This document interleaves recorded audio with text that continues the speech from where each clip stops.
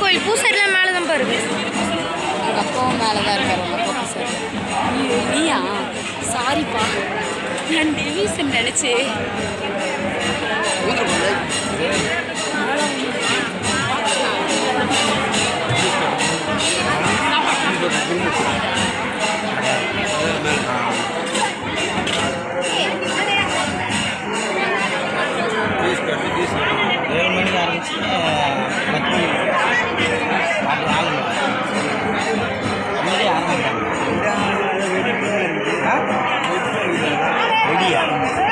ready எத்தனை மணிக்கு